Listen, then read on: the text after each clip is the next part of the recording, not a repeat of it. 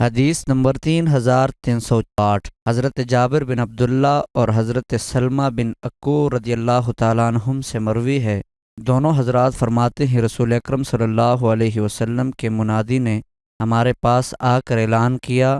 کہ رسول اکرم صلی اللہ علیہ وسلم نے تمہیں عورتوں سے متع کی اجازت دی۔ حدیث نمبر 3309، حضرت سلمہ بن اکو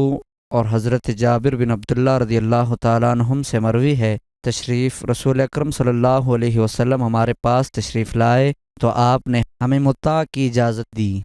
حدیث نمبر 3310،